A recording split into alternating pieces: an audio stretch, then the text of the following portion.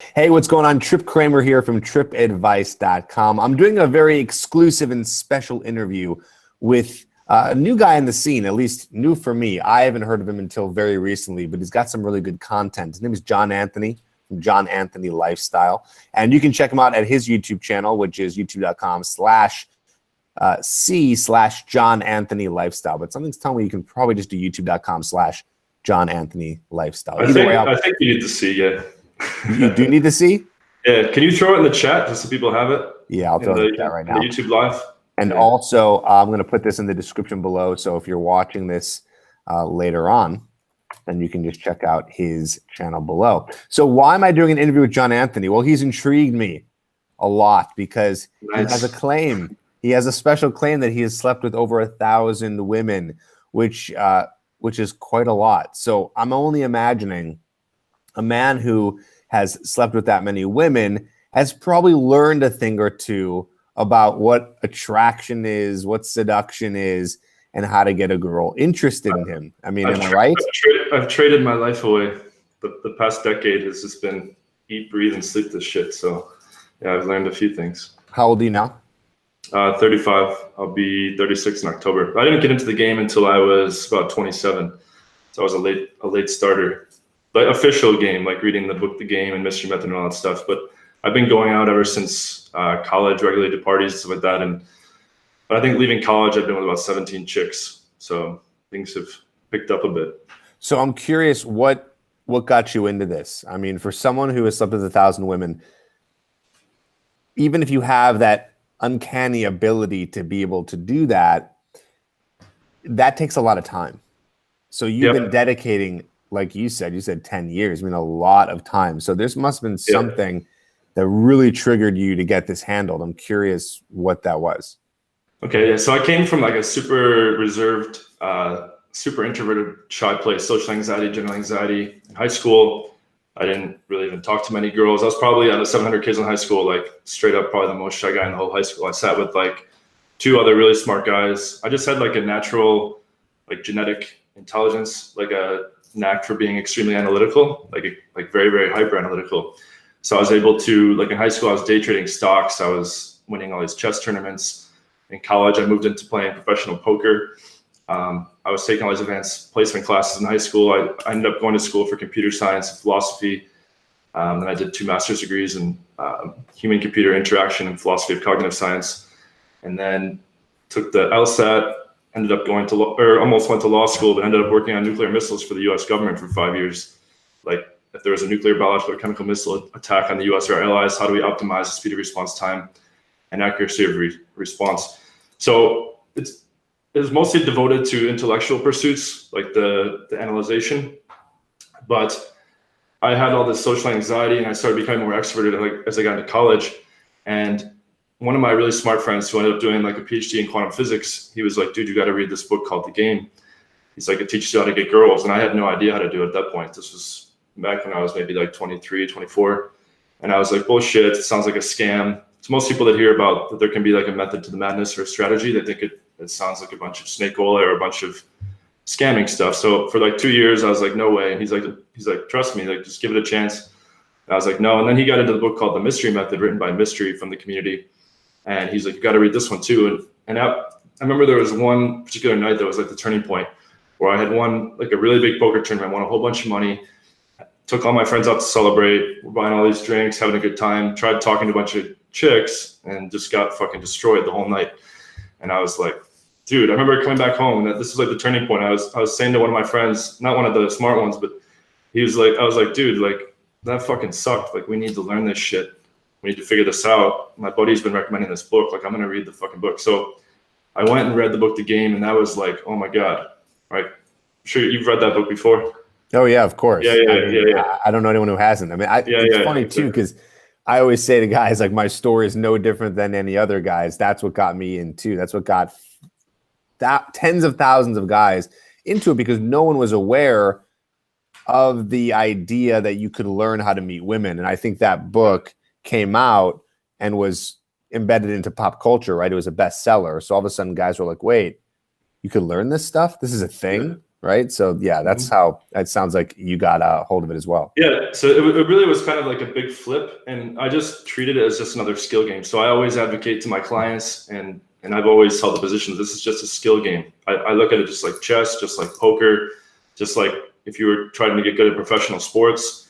I look at it as strategy and tactics, and the way that I've kind of evolved and optimized the method over the years, and I can go into that later, but it's basically been find the best guys at this and always trying to be finding guys that are better than me at any area. So if guys are better than me talking to girls during the day or at nighttime or with texting or with retaining the girls or with going on dates or any little aspect of the game, I sit down with them, befriend them, of course, not just leech off them, but exchange what we're both doing, try to figure out what it is that makes their system work better for that particular area, and then adapt accordingly after testing it against what I'm doing, basically like a scientific method. And I'm also always analyzing the whole system and looking for weak spots and suboptimal spots, and also trying to figure out what are the big things that make the results happen at the end, and how can I tweak those things to make them produce more results. So I had the system really solid by around 2012. That's when I hit my first 100. That was June 2012. I hit 100 leg count. And then I actually started instructor assisting for Real Social Dynamics, RSD, in the second half of 2012. And I just really saw their system as too abstract and too woo-woo. And I didn't really there wasn't enough strategy and solid focus on the things that I thought mattered the most. So I started my own company in 2013. But I didn't really get serious about my YouTube until about a month ago, because I had so much business from word of mouth referrals, because guys that took my programs got really good, really fast, usually on the first night of training. So I just had plenty of guys to train, and I did it as a hobby at first, and then I quit working in the tech industry back around 2014. So having that extra time definitely helps a lot too, because I can go on dates during the day with girls that are in college or that don't have full-time jobs and stuff like that. So there's more opportunities for dates and closes. And basically a typical day in the past 10 years was either on a date with a girl I was already seeing, texting to set up new dates, or out at the bars and clubs, meeting more girls, or using Tinder or something like that. So it was almost all the time was devoted to game, for better or worse. So, 1,000 women is a lot. So that means you've approached thousands and thousands of women. That means you've had thousands of conversations. I haven't tracked the approaches, but I do know, in my phone currently, around December of last year, I had over 10,000 contacts. So my close rate's about 10% out of the phone numbers I'm getting.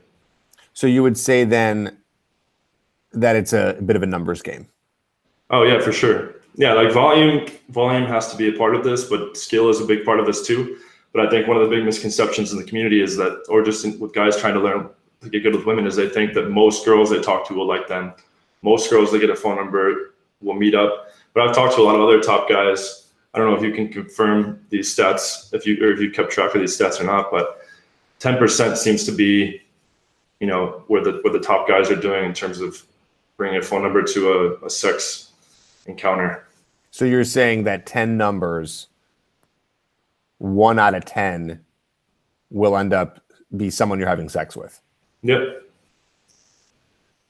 I'd say, I don't know for sure. I'd say that's about right. You know what I mean? It's all relative too. If there's a guy out there who has barely done this before and he's doing 5%, so that means he's doing 1 out of 20. I would say that's pretty good too. Yeah. So, I guess, I don't know. I haven't really kept track of that. It sounds low. It even sounds low to me, because I'm wait, a lot of times I go up to a girl, she likes me, I take her home. I don't need to do approaches all night, or most dates I have, I can get the girl to come back and hook up. But if you really think about it though, 2 a week, just talking pure numbers, 2 a week times 52, that's 100 a year. There's not many guys doing that. I know a lot of the top guys, there's not many guys doing that consistently. And we're all meeting a lot more than 2 girls a week if we're going out a few nights a week and doing some Tinder and Bumble, the occasional day game approach during the daytime. So, if you're meeting 40, 50 girls in a week and you can close 2 or 3 of those, or even 30 girls and you can close 3 of those, that really starts to add up over time. So it took me 11 years to the first 100, 11 years after losing my virginity. And then I was doing about 100 a year. And then I made some key tweaks and did 143 in 2015. And that we'll get into all the. A lot of people when I talk like this, they think I just sound like a huge asshole. Why do you say that? Why do you say that? Well, I'm talking. People are like, oh, you're objectifying. The thing is, like, the girls that I date, they know, like, I form like really close connections with these girls. I don't just treat them like a number. Like, I don't objectify. Since I talk about these things in terms of stats or in terms of, like, a lot of my game is very systematic, just how I view poker and chess. Not like robotic, but there's high level flows to what's happening. So, like, you're still being yourself and the whole thing's dynamic, but there's a lot of high level flows and structure and rules that apply. And when I talk about things like that, people think I'm like looking at it very callously or mathematically. But I always try to make sure people are aware that I'm differentiating the process from, the interactions with girls. Like, I get pretty close with all the girls I'm seeing regularly. We treat each other like boyfriend, girlfriend without the label most of the time for the rotation girls. When I talk about, like, oh, I'm doing 100 a year, 200 a year, like, it just sounds a little off-putting sometimes to people. Well, how do you feel about it? I don't think it's off-putting. I mean, I'm not really just like going for numbers. Like, that's like, I think like Are you sure? Because I think you are. No, because there's plenty of there's plenty of chances that I have to go on new dates where I'll see girls. Like, right now in Poland, there's like 16 regular girls, and that's a lot of work on its own. But I'll prioritize them over going on new dates. Like, I'm not even going on many new dates that often. I think the high number comes as a byproduct of skill, and I also keep the quality really high. So if I have an opportunity to close or get with a girl that's, like 6.5 to 7 range or whatever, a lot of times I'll pass that up. Or if I'm talking to a girl and she gets too drunk at the bar or whatever, I'll be like, hit me up later during the week. There's like plenty of opportunities where I pass up on stuff that I could get the number higher. And I talk about that in my videos, where that's not just like this cold hard thing going for numbers. And a lot of times I'll spend a Friday or a Saturday with like one of my favorite girls that I'm seeing regularly when I could go out and meet 15 more girls or whatever. So I think it comes as a byproduct of skill. Like, granted, not having a 9 to 5 helps a lot to. Do you think that a high leg count should be a goal for guys? No, I think guys should have like their own personal goals, whatever they may be. But I think that they're going to need to get. Guys use the term like batting average, like a good probability of whatever stranger they talk to, they should get that skill down pretty well. And that usually comes as a product of more experience and more volume. So, like, I just got an email from a client maybe a few weeks ago. He said that he started studying my stuff when he'd been with around 12 girls. About 14 months later, he'd been with about 115. And then he had like this like perfect full package girlfriend, and he like dropped out of the game for now. And he's like, I'm totally happy with this girl now. But he couldn't have just said in the beginning, like, all right, I'm just going to get that girl now, because he wasn't ready yet. Like, he needed to like kind of work his way up. You can't just like jump to the top and you don't have the presence and the value and the charisma and all that stuff that comes through the experience of dating a bunch of girls. And like, a lot of guys look on my program and they haven't been with many girls, and they're like, all right, I only want to sleep with a girl above a 9 on this program. And I'm like, yeah, don't we all? You're going to have to like work your way up to that. Like, the first time I was around a 9 on a date, I was like terrified. I mean, you might be able to relate. It's hard to just, you're not used to hanging out with girls who are really attractive. So you get as nervous as you are to maybe approach them. Mm-hmm. Now you're going on dates with them, or you're consistently sleeping with them, whatever it is. And so you're trying to get over that as well. So I do agree in that aspect is. Whatever your goal is, even if it is something that's a long-term relationship, you do need to have some skills under your belt. You need to be going out and going on a lot of dates. I mean, just to get good at being able to interact with women, and also trying to find out what kind of woman you want. It's all depending on what your goal is. What do you think your biggest lessons are from sleeping with over 1,000 women? Just like a couple of your biggest ones, like something that really sticks out. I would say, well, in terms of like the process of getting them, I found that the biggest thing in the whole system and the whole process is working leads correctly, which refers to phone numbers. So like the management of setting up dates, like taking phone numbers you get from nighttime interactions, daytime interactions, online game interactions, and setting up those dates. That's, I think, the key to actually getting those girls to meet up, doing that properly. But other stuff I've learned is, I don't know, I've just seen so many instances of cheating and lying and stuff like that. I mean, guys do that stuff too, but I don't know. You kind of get a little bit jaded after seeing enough of that stuff. Where You're saying like the women that you've slept with are cheating on their boyfriends? sometimes, I mean, you see enough of girls cheating on their boyfriends or their husbands, or just, being involved as a coach and being friends with other guys that are sleeping with a bunch of girls or doing this, to get better. You just hear about so much stuff and see so much stuff. Whereas, I don't know, it's hard to find like a good, like right now I'm living in Eastern Europe, and the girls are have more traditional values and stuff like that. I think a lot of girls in the Western cultures have, for better or worse, well, definitely I think for worse, but have kind of drifted more towards this like disrespecting, kind of more slutty, more kind of sleeping around girl. She's like constantly trying to trade up. So it's tougher these days to be in a monogamous relationship and have faith in the girl. Whereas a lot of these girls in Eastern Europe, that doesn't even cross their mind. They're just focused on you, and they have like this, this familial structure and value stuff going on in their mind. Well, this is interesting. So I'm imagining if you've had all these experiences, I'm wondering if you've had any conversations with some of these women that have been cheating or what did you say, dating up. I'm wondering if they've said anything to you of maybe why, like anything, or more specifically, if they've said anything about their dating up or their current boyfriend or husband or something like that. Like, do you have any insight there of maybe why that's happening? Yeah. A lot of the girls that are cheating, it's their dude is not high value enough. Like a lot of times he's like a stable provider kind of guy, where he's like a rock in their life, and maybe he's paying for some of their stuff or whatever, but he doesn't bring that alpha presence to the table. He doesn't have like the proper confidence and charisma. And, so they kind of want to, they're usually trying to gravitate towards the bad boy guy that's, going to have sex with them better, and it's going to give them more highs and lows and better experiences, and is going to be crawling up their ass and texting them all day and stuff like that. But yeah, I mean, that's like probably the most negative answer I could have given in terms of what I've learned. I mean, whatever stuck out to you stuck out. Apparently, I mean, let's be honest. Sometimes the negative stuff has more of a presence in our mind than the positive, right? Yeah, I think on a more positive note is like I've lived in a whole bunch of different countries now too, all over the world, and I just this stuff doesn't get boring. Like meeting new girls doesn't get boring. Each girl is like a new fun experience for me. Like they have different personalities, different interests, different types of stuff they like to do.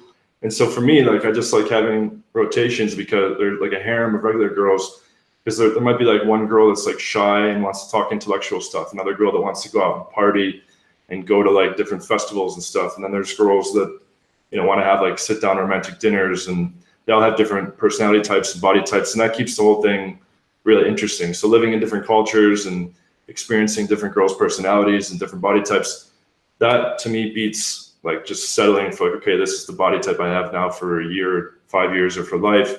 And like one personality can get predictable and boring, like, and then I don't know, then on both sides, I think, and then people start having wandering eyes. And I just think monogamy is pretty unrealistic, especially with all the social media and stuff like this going on today. There's just temptation, and people are meeting people too often and stuff like that. And I don't know. I'm happy with just having one or two main chicks I really like, and then a bunch of, side partners, usually between 5 and 10, or right now it's a little bit high, but.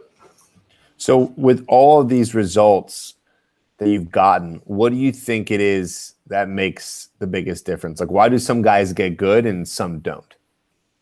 I think the majority of guys are looking at the wrong stuff. I think a lot of the advice out there on dating is pretty bad. It's either incorrect advice or very suboptimal in some way. A lot of the guys giving the advice aren't getting really good results for themselves. Like when I claim the 1,000 claim, I've been steadily reporting it in a number of different ways for years. But there's like countless, what they call like field reports in the community where other advanced guys have detailed spending months with me and the results that they've seen me get personally. The hidden camera infield footage, I have like over 100 instances of from start to finish taking a girl home. I recorded that for like like a whole year, going out 5 nights a week. I had my old Instagram, which is now shut down. I posted like 300 different girls in a row. So I actually post the proof of this stuff. I have like what I would consider more proof than most people in the industry or anyone that I found. So, and people that know me know that I take not that the leg count is everything, but it's a good objective measure of skill. So a lot of the other coaches out there, like I know a lot of coaches that haven't even slept with 10 girls yet. Hold on. We're getting off topic here. We got to go back to the question. Yeah. What is because I want these guys to learn something from you, right? And get some value here. So what do you think makes the biggest difference? Like, why do some guys get good and why do others don't? What is it? Okay. Yeah. So to that last point, the biggest thing is a lot of people are following the wrong guys. So it's a lot of blind leading the blind in the forums and in the channels and stuff like that. You have people that are not getting results themselves, giving advice to other people. So that's number one. Number two, people are just lazy. A lot of guys would prefer to just be like theory junkies and watch a whole bunch of videos and then not go out and take any action. I think the blind leading the blind is really the huge main culprit. Because a lot of guys that I know put in tons of time and effort, in some cases money, buying paid products or getting live trainings, but it's not helping them. Lots of times it's like setting them back. And as they go through months and years with that particular coach or a variety of coaches that aren't helping them, they'll keep buying more products from that coach and keep taking more live trainings. Like I'll have guys that come to me and say, I've taken 11 programs of Real Social Dynamics, live programs, and I don't know what to do in a nightclub, like in terms of talking to the girl. But they don't have a clue after 11 live programs. So how can a guy become aware of that?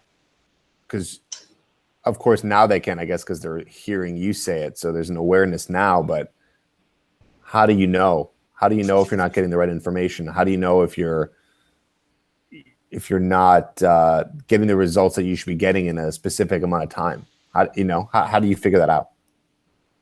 Yeah, see, I think the problem is that a lot of these companies that are misleading guys and giving incorrect principles and suboptimal principles, they have really, really good marketing, and a lot of them are lying about the results. So there's even a bunch of cases of them faking hidden camera stuff. And so guys don't know. And it's hard for like a guy like me that's just existed through referrals for most of the year. Like I haven't blown up a huge following on YouTube. That's what I'm focusing on this year. But I would say just in terms of, without having to do research through the whole industry, if you're not sleeping with, at least 2 or 3 new girls every month or two, like something's got to change. Like these guys, I know a lot of guys, they're doing like 7 nights out and they're never getting like a new chick in their life. And they will every once in a while, but it's usually due to luck and not skill. So it'll be like a drunk girl lost her friends and like maybe isn't that attractive.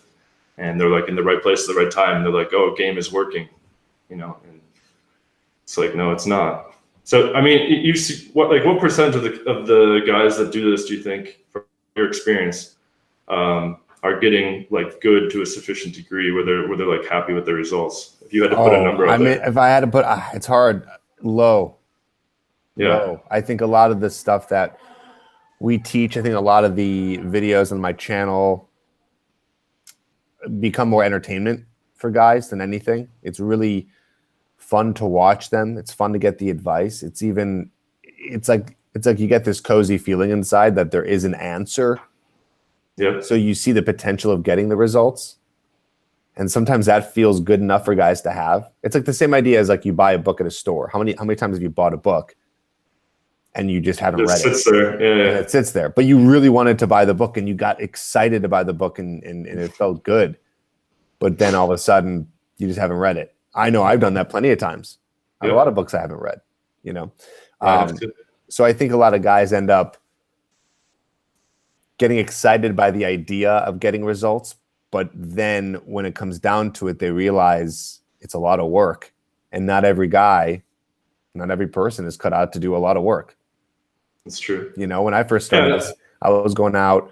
I was like you. I was going out 3 to 4 times a week. There was periods where I'd go out every night for like 3 weeks at a time. I would do that a few times a year. And it was hard work. I really enjoyed it though. I don't know. Maybe there's people out there who, I enjoyed it because I like the challenge of it. Of like, okay, I'm going to go out. I'm going to get better at this. It was like the idea of like going to the gym, like, okay, I'm going to go and gain muscle, lose weight, whatever it is, So I'll just say I think it's about trying to find the fun in it. When I coach guys and I help them out and I give them exercises to do and approaches to do, if we're doing like phone coaching, I try to remind them like, don't make this a thing where you're just like, oh, I got to do the homework. I got to go on approach. Like, try to make it fun for yourself. Try to find the entertainment for yourself in the process of it, Mm-hmm. I'm curious, what do you think the most common reason is for people who do fail or give up? It's like guys are going out there, they are trying this, they actually are, let's say, reading the book, right? Mm-hmm. Or doing the coaching or taking the program or watching the YouTube videos, but then they fail or they just stop. What do you think it is? Well, that goes back again a lot of times to they're following the wrong people. But the other big thing is that they have unrealistic expectations. So I'm putting out that real stat that a guy that's up to over 1,000 girls, I'm getting a 10% close rate. So that sounds really low, but guys are expecting almost like 100% success rate with this. Like what I've seen with a lot of the guys that I've coached and stuff like this is that when they get a rejection, so to speak, if the girl doesn't want to talk to them, whatever you want to call it, like a negative reaction, they take it personally and they're like, okay, like I'm not good enough, or there's something wrong with me, or I'm a loser or something like this. And what I try to teach guys is like, you're not going to take home most of the girls you talk to. You're not going to get most of the girls you talk to on dates. So instead of expecting every girl to like you, like when we get to internal mindsets, I tell guys, you should assume that every girl will like you. And then when you talk to her, that you already have her before you approach and before you go in. But you shouldn't expect every girl. Like, there's plenty of girls that have boyfriends that aren't going to cheat. There's plenty of girls that just aren't in the mood to talk to anyone. And the really pretty ones, they're constantly being approached by low value guys that have no idea what to do or what to say. And so even when a cool guy comes along, they're just going to kind of brush him off a lot of the time. They're going to ignore him, or they're going to give him a token negative reaction just because they can't entertain this stream of nice guy approaching. So I tell guys, like, have realistic expectations.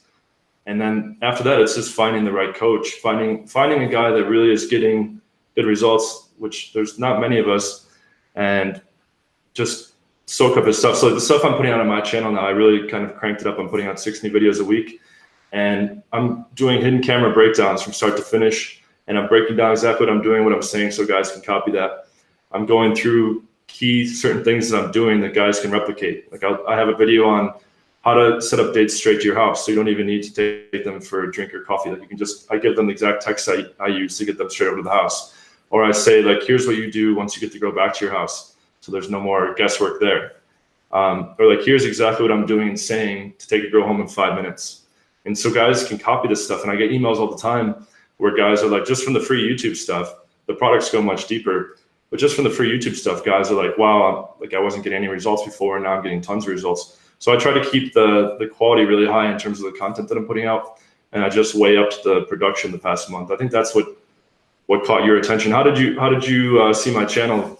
I'm just curious. I think one of your videos just came up on the side, and I just checked it out, and then saw what you were doing, and just thought it was interesting.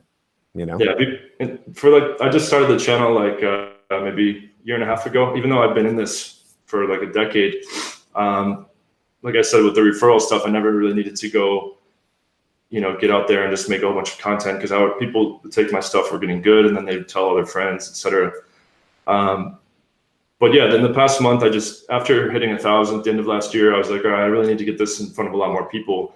So I got a lot of really good testimonials coming in, and guys were like, dude, you single-handedly changed my life. Like, I look at everything differently now. Like, I have all these options now with girls, and I just heard that from enough guys, and I was like, all right, 2019 is where I'm going to take YouTube seriously. And I think just putting out more consistent content in terms of 6 days a week, and then upping the production. I have an editor now that makes everything look pretty, and that's probably why it was recommended to you, because now it's starting to gain traction. Yeah. I'm curious too, because you say you have a lot of videos coming out.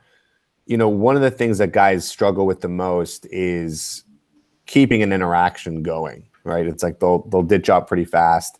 Yep. Or they won't know what to say, things like that. Do you talk a lot about it in your channel? Maybe you can share some tips with us for the guys, because I know that guys really want to learn how to be able to keep the interaction going. So curious to hear what you have to say about that. Yeah, that's one of the questions I get asked the most from clients. So the first recommendation that I give is don't make it a big deal. Like, don't see the chick as like some special thing where you need to like have these perfect responses. So I tell guys, like, when you're interacting with your close friends, are you ever wondering like, what should I say next? What should I do next? What if I run out of things to say? No, you just flow naturally with your friends. So I tell guys to speak to women, even hot women, the same way they would speak to their close friends, but just incorporate more flirting and sexuality. But you're not gonna make sexual remarks to your guy friend. But if you are, maybe you should be at a different place. But don't make it a big deal. So that way, when you're in the interaction, it's not, guys are trying to do too much micromanagement. They're like, what does she think of how I'm acting? What should I say next? What if I fuck up? How good is this going so far? All these things, and that kind of, manifests itself in freezing them up, and they look unsure of themselves, and they look not confident. So just talk to the girl like you would talk to anyone that you're close friends with. And then the other piece is have a bunch of go-to topics. So I talk about in my Occam's Razor product, I talk about just a whole bunch of go-to things. So I'll ask the girl, what is your ethnicity? I'll even ask those like typical interview questions that a lot of coaches say don't ask. I'll ask her, like, what area do you live in? What do you do for work? Oh, cool, I do this for work. I'll talk about different experiences I've had with traveling. Just whatever comes to mind. So I always teach guys, like, whatever comes to mind, speak about that, but always be steering things kind of in the direction where you're gonna try to take her home, or you're gonna try to set up a date. So I don't encourage guys to have these conversations that lead to nowhere. Like, some guys will talk for like 30 minutes, 60 minutes, hour and a half, and then they kind of like stall out, and then the girl's like, all right, well, have a good night, but they never really had any focus or structure of how to move things forward. So yeah, I mean, if they're just speaking to people like they would a close friend, and then having a bunch of go-to topics, then everything kind of flows from there. Okay, cool. Yeah, I like that. I give similar advice too when it comes to talking to women like they're your friend, right? It's like guys don't have any confidence issues or nervousness or anxiety when they're talking to their friends or their family. So it's like, how can you bring out that energy, or how can you call back to what it's like to have conversations in those terms and bring that into the conversation with women, So it's like kind of like a new mindset. I like that. My last question here is, things have changed from 5, 10, 15, 30 years ago. How do you get good at meeting women in 2019? And how do you think it's changed in the last 5 years? I think online has gotten a lot more popular. I think like 5 years ago, Tinder was starting to come out, but they've refined it and popularized it a lot more. So I think Tinder is a lot better of a source of leads than it used to be. And if you look at someone like Casanova, like the famous seducer Casanova, he says in his memoirs he slept with like 143 different girls. He didn't have a cell phone. He wasn't able to work all these phone numbers properly. So I think like being able to work your phone numbers properly to get meetups that's like the bread and butter of the closing. If you're able to acquire 30 to 50 phone numbers through a combination of bars and clubs, Tinder and Bumble, and then your daytime approaching that you might do in passing, and then you're able to work those into like 4 or 5 dates each week, and you get good at running the date and closing the date. Like, it's just like a funnel basically, and then that just churns out a whole bunch of new regular hot girls in your life, and then you can keep around the ones that you like. I think there's too much emphasis by a lot of coaches on, oh, you have to take her home the same night, or you have to take her home the same day you meet her.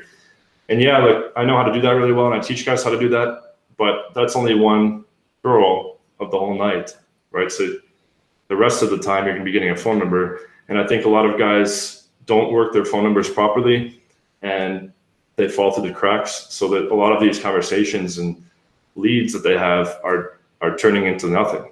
And they're going cold over time too. So if they meet a girl on a Saturday, for instance, after that week's gone by, if they haven't gotten the girl on a date, then the number is in large parts not very useful at that point.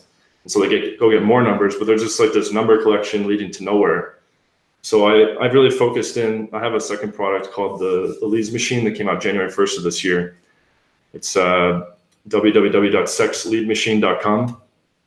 And it is literally like the result of all my evolution optimization of my texts from that whole 10-year period. So I just give flowcharts of every possible control path that can happen, every possible objection that can come up, and the exact optimal responses to give to each one, so that you can get the meetup with the highest probability, which is all that matters at the end of the day. But in terms of other things that have changed, you know, I don't even do Instagram or Snapchat game.